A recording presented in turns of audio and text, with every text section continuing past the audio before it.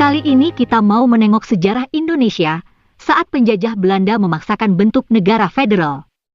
Negara itu bernama Republik Indonesia Serikat yang dibentuk pada tahun 27 Desember 1949 sesuai hasil konferensi meja bundar. Pembentukan RIS ini mengingatkan kita pada apa yang dialami Malaysia saat diberi kemerdekaan oleh Inggris pada tahun 1957. Jadi, kita sudah pernah mengalami bagaimana rasanya didikte penjajah. Polanya mirip di Malaysia. Penjajah masih ingin terus berkuasa. Kendati bersedia mengakui kemerdekaan negara kita, saat itu Belanda masih berusaha mengendalikan Indonesia. Hal itu terungkap pula dari keinginan Letnan Gubernur Jenderal H.J. Van Mook pada 1946.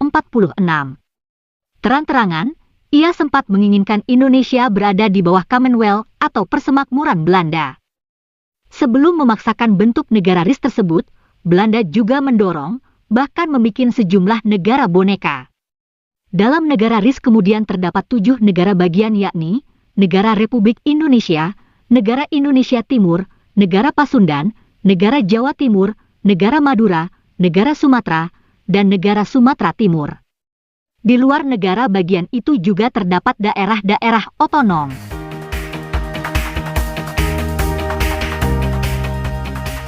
Hanya saja, tujuan Belanda untuk memecah belah Indonesia itu gagal total. Tidak sampai setahun, satu persatu, negara bagian itu membubarkan diri, dan akhirnya membentuk Negara Kesatuan Republik Indonesia pada tahun 1950. Itulah sikap pemimpin kita saat itu, tidak mau jadi boneka penjajah. Apapun dikorbankan. Kalau Belanda merasa kita berhutang, ya kita bayar. Jangankan cuma harta, nyawa pun dikorbankan asalkan tidak diinjak-injak lagi oleh penjajah. Jer Basuki Mawabea.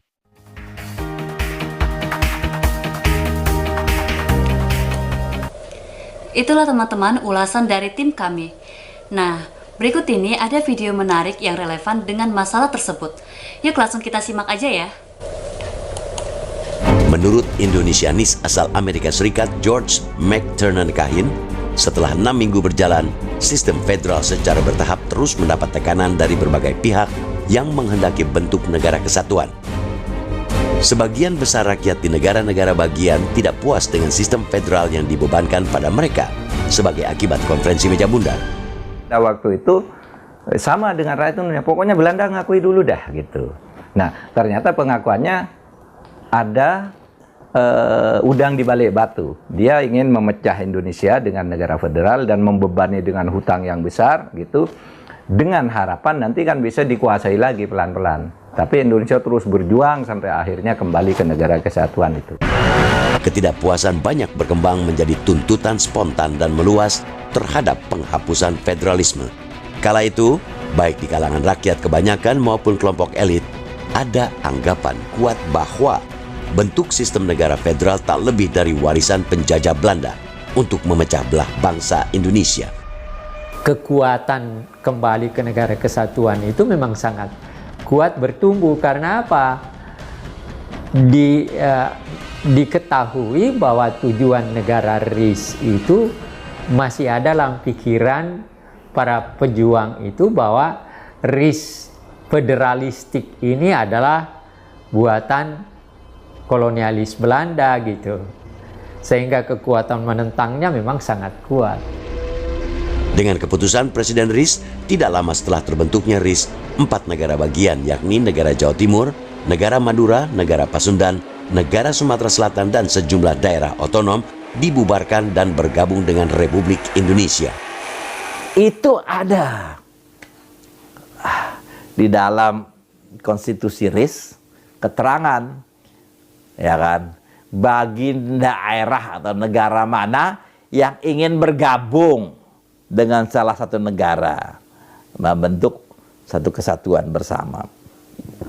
Hampir semuanya kemudian menyatakan diri bersedia bergabung dengan Republik Indonesia. Pada tanggal 3 hingga 5 April 1950 diadakan konferensi antara RIS, NIT, dan NST. Konferensi menghasilkan putusan untuk membentuk negara kesatuan. Sebagai jalan pembentukan negara kesatuan ini pada 19 Mei 1950, negara Republik Indonesia juga dibubarkan. Memang lemah kemudian negara Indonesia di dalam negara federal itu. Pertama, pemerintah pusat tidak punya kontrol efektif terhadap negara-negara bagian. Negara bagian sendiri juga banyak dipengaruhi oleh kekuatan Belanda. Itulah sebabnya lalu muncul itu sangat berbahaya, bisa menghancurkan Indonesia pada waktu itu, sehingga muncul musi integralnya Nasir itu. Kita harus berjuang sungguh-sungguh dah gitu. 3 April itu musi integral Nasir di parlemen, berjuang secara menyeluruh. Pemerintah pusat tidak boleh lemah. Pemerintah pusat harus mengarahkan rakyat ini berjuang melawan kolonialisme yang waktu itu sepertinya disembunyikan gitu ya. Sebenarnya Belanda ingin menguasai kembali. Nah, itulah sebabnya kemudian muncul maklumat pemerintah tanggal 19 Mei tahun 50 itu merespons musi integralnya Nasir itu, keluar maklumat membentuk komisi persiapan kembali ke negara kesatuan Republik Indonesia gitu. Karena kelemahan itu, lalu dengan maklumat itu lalu terjadi semangat Indonesia secara sepihak meninggalkan kesepakatan meja bundar. 2 hari setelah penandatanganan pemberlakuan Undang-Undang Dasar sementara, pada tanggal 17 Agustus 1950, RIS resmi dibubarkan dan Indonesia kembali ke bentuk negara kesatuan dengan nama Negara Kesatuan Republik Indonesia atau NKRI. Intinya sebenarnya ide federalistik itu memang untuk kepentingan penjajah Belanda juga. Terlepas daripada ada orang Indonesia yang juga menghendaki itu, tetapi bagi Belanda bentuk federalis adalah lebih menguntungkan dalam pemikiran imperialistik. Keberadaan RIS dalam sejarah politik kenegaraan kita memberi pelajaran berharga bahwa proses perjalanan kita menjadi bangsa yang merdeka pernah dihadapkan pada begitu banyak tantangan yang pada masanya dengan cerdas dan arif pernah dipecahkan para pendahulu kita. Indonesia bersatu. Marilah kita berseru, Indonesia bersatu. Begitulah teman-teman salah satu perjuangan penting dalam membentuk negara kita. Dan seperti keadaannya sekarang, ini harus kita syukuri. Terima kasih ya teman-teman sudah menonton video ini. Semoga bermanfaat dan sampai jumpa lagi.